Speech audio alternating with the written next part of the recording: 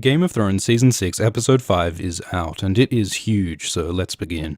At Molestown, a little village just south of the Wall, Sansa confronts Littlefinger for having given her to Ramsay. Littlefinger says he's sorry, he didn't know Ramsay was so cruel, and apparently he's telling the truth. He really didn't know, which is a pretty major fuck-up, right?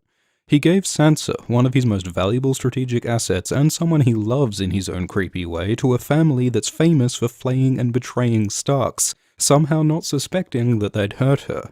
Littlefinger is usually a master manipulator, but with Ramsay he made a mistake, and he admits it. He presents himself to Sansa unprotected, at her mercy, to apologize. So as much as Littlefinger is using Sansa for his own political goals, he also seems to sincerely want Sansa to forgive him. He's a complicated character. Like, this meeting happens at Molestown, right? Which is interesting because Molestown has the brothel where the men of the Night's Watch come. At least until the wildlings sack the town in Season 4, but it's in the ruins of that brothel that Littlefinger chooses to meet Sansa, just as he meets Cat in a brothel and Olenna in a brothel. Prostitution is a big theme in Littlefinger's story. In fact, the whole situation of Peter giving Sansa to Ramsay kind of is an act of pimpery, right? So much of Littlefinger's character is rooted in his sexual history with Lysa and Catelyn, which is tied up with his feelings of self-worth and power and status. He says, "I'm not going to fight them, I'm going to fuck them. That is what I know, that is what I am." In Littlefinger's mind, sex is deeply linked to power and control, so it's no coincidence that prostitution and pimpery are recurring themes in his story. Anyway, Littlefinger offers Sansa the support of his knights from the Vale, but she refuses him. She's probably right not to trust him, but at the same time, she and Jon and co really do need more men right now. Those knights will probably end up at the Battle of Winterfell anyway, because you don't bring an army to the north and not use it. Also, Littlefinger says the Tullys, led by Brynden Blackfish Tully, have retaken Riverrun, and may be able to support Sansa in the north, which would be a huge help. But on his way out, Littlefinger calls Jon Sansa's half-brother, not brother, which seems to make Sansa doubt if she can trust Jon. In Braavos, Arya trains with the Waif because hitting people with sticks is clearly the path to becoming a great assassin. Then Jaqen turns up and tells Arya the story of how the Faceless Men began. This was hundreds of years ago in Valyria, the empire of the original Dragon Lords, who ruled most of the known world through the power of their dragons and their slaves. In the books, we're told that the slaves would mine for gold beneath volcanic mountains called the 14 Flames, and that the mines were so hot and the work so hard that slaves would pray for an end to their pain. So the first Faceless Man was someone who killed the slaves who suffered the most. Arya says he should have killed the slave masters, not the slaves, and she's told that he would bring the gift to them as well.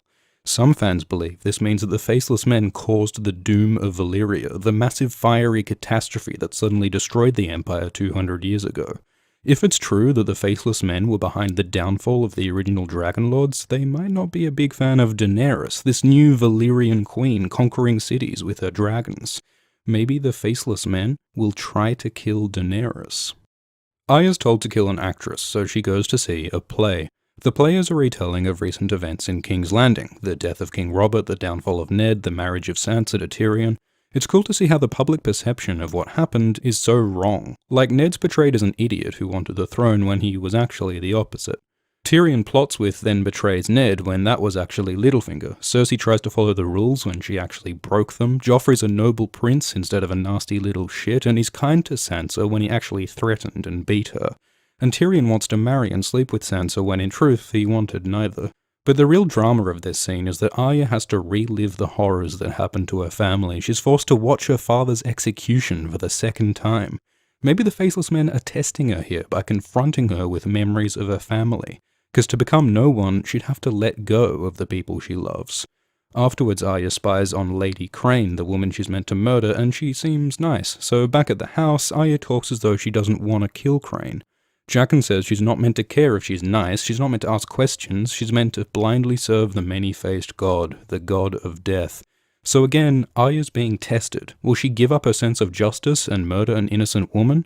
Jaqen says she's on her last chance, it's make or break time, and hints from the books and shows suggest she's gonna leave the Faceless Men, and it's gonna be bloody. Then beyond the Wall, Bran has a vision of the Children of the Forest creating the White Walkers.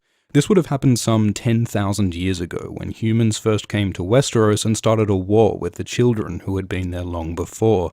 Eventually, the children and the first men made peace in an agreement called the Pact, but this scene seems to suggest that sometime before the Pact, the children created White Walkers as a weapon for their war against the humans. At some point, the children must have lost control of the walkers because thousands of years later, the Long Night happened when White Walkers attacked and almost took over Westeros. They were stopped by the humans and the children working together to fight and win the War for the Dawn. After the war, the wall was built to keep the walkers out, though they didn't make the walkers pay for the wall. This was all thousands and thousands of years before the story of the series begins, so the history is pretty hazy here, but we do finally know what walkers are. They're like Frankenstein's monster, an experiment that got loose, or like the robots in Terminator, weapons that turned on their creators. We don't know how the walkers got out of the children's control, but maybe the problem was that they learned how to make more of themselves by converting human babies. It's a problem when your killing machines can self-replicate, right? Or maybe the problem was the whites, the zombies that walkers raised from the dead. Because the thing is, we saw that dragonglass was used in the creation of the walkers. Dragonglass kills walkers, and the children had lots of dragonglass, so maybe they figured they could easily control the walkers that way.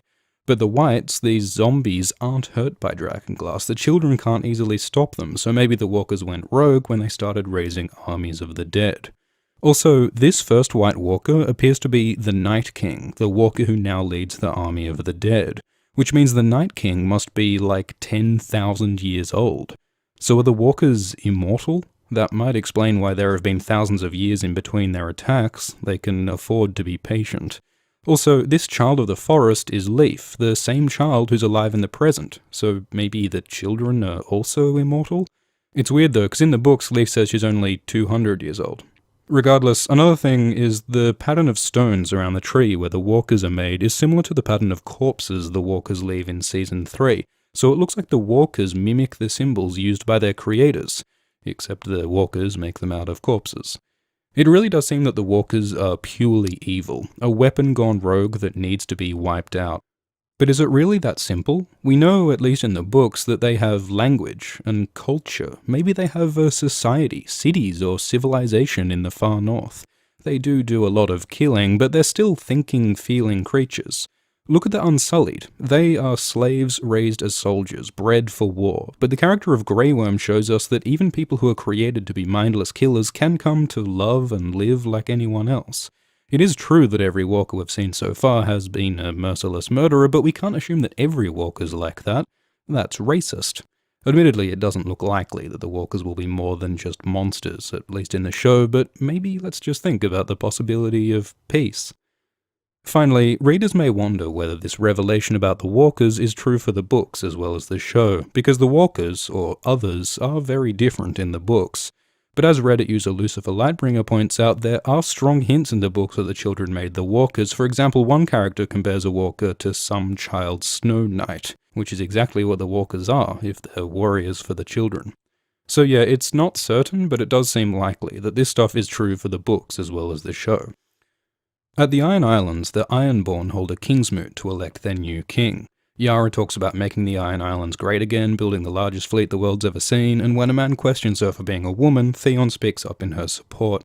So everyone seems on side until Euron arrives. He makes fun of Yara and Theon, boldly admits to killing his brother, King Balon, and says he'll sail to Daenerys and ally with her to take Westeros.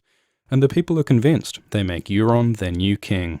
This scene is better in the books. For starters, Euron has more personality. He's this charismatic, swaggering, crazy, scary pirate dude, like some darkest timeline version of Captain Jack Sparrow. He rocks up with this entourage of bastards and mutes and mongrels from all over the world. He gives out chests of gold to the Ironborn to show how awesome he is, and he has a magic horn called Dragonbinder, said to be able to control dragons. He's got power, he's got loot, and he's got a clear plan, and that's why the Ironborn choose him. Yara, or Asher, is also different in the books. She's got this great funny speech using chests of pine cones and turnips and stuff. She argues for peace instead of this vague making our mark stuff. So the show's version's okay, but the book version is much cooler. Anyway, Aeron Greyjoy, a priest of the drowned god, performs a drowning ritual on Euron.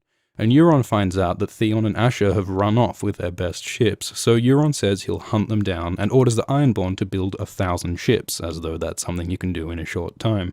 So it looks like the Ironborn are racing to reach Daenerys to forge a great alliance between the Kraken and the Dragon.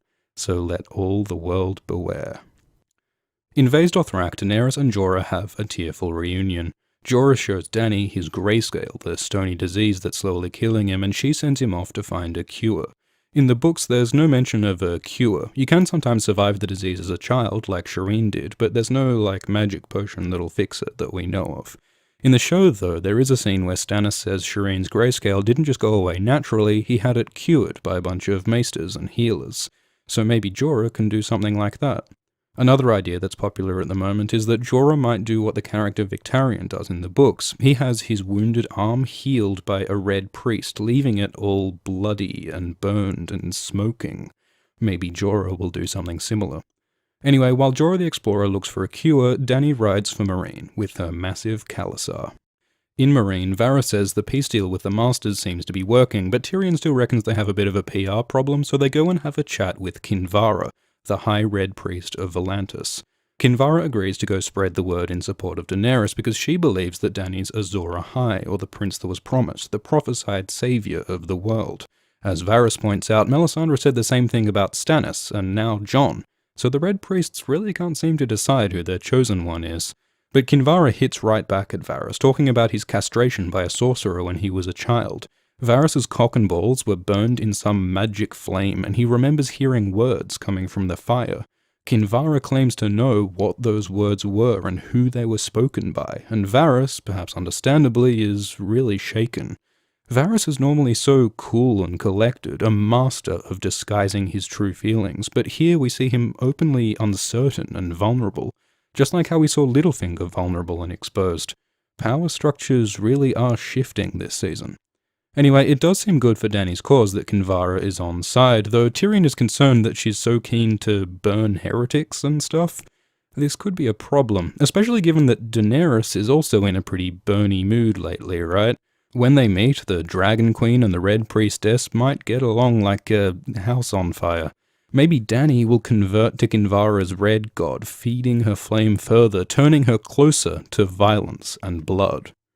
Back beyond the wall, Bran goes off and has a vision without Bloodraven's guidance, going back to the spot where he saw the White Walkers made, but much later.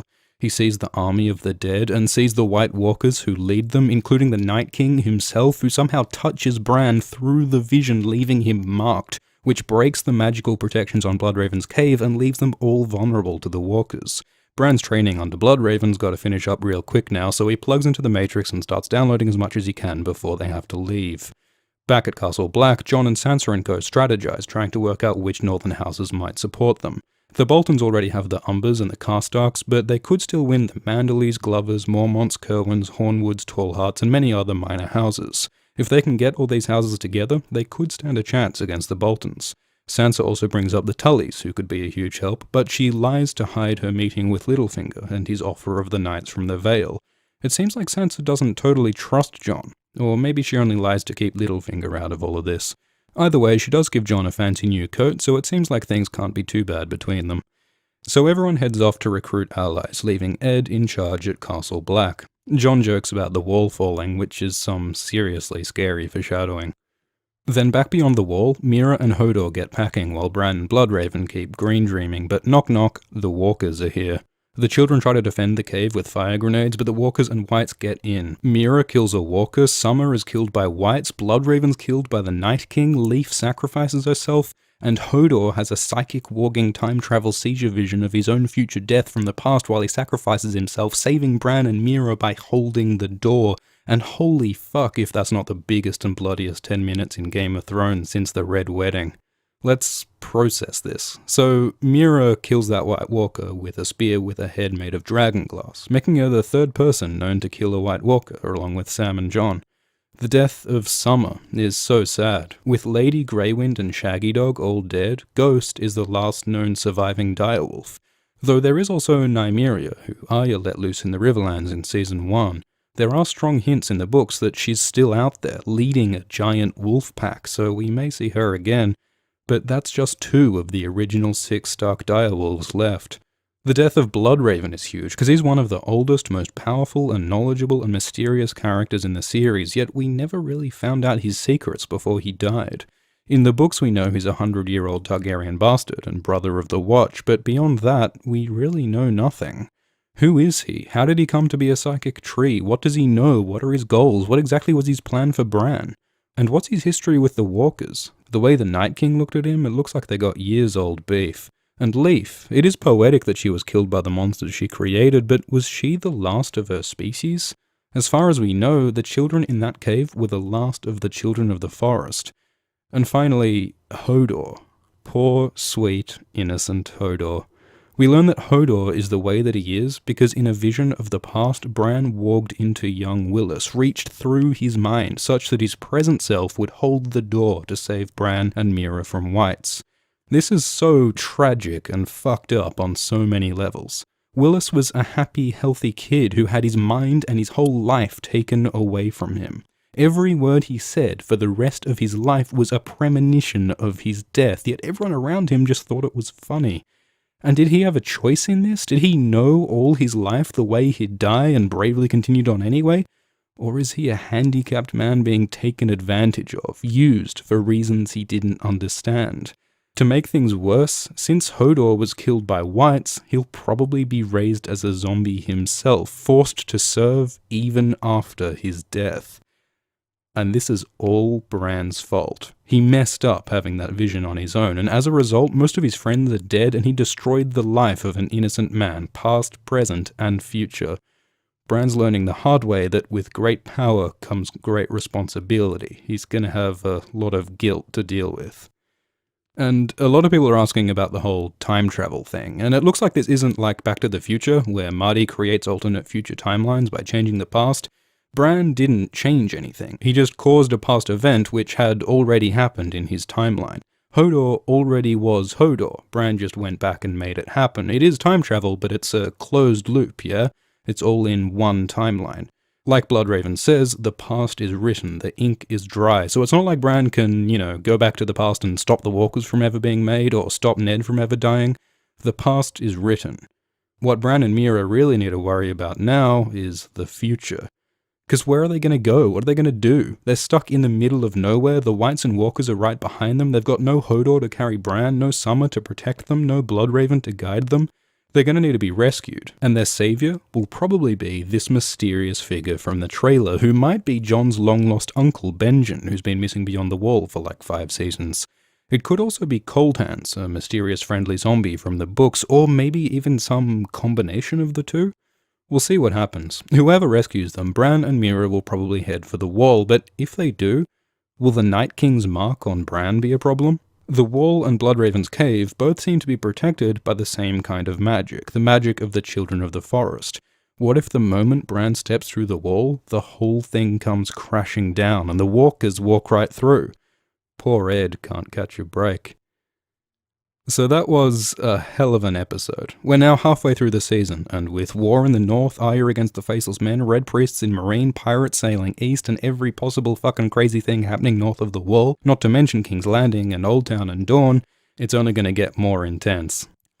So thank you for watching. These videos do take a lot of work to make, so if you'd like to support the channel and get behind the scenes updates, stuff like that, please pledge on Patreon. There's a link below. There's also a link to art by Ertach Altanose, that's his depiction of Euron there. But yeah, thank you to all patrons supporting this channel, including Sin Bobby Joe, Brandon L. Staggs, Box Brown, Lauren Sinclair, Quaker MC, and Soxy Ando. Cheers.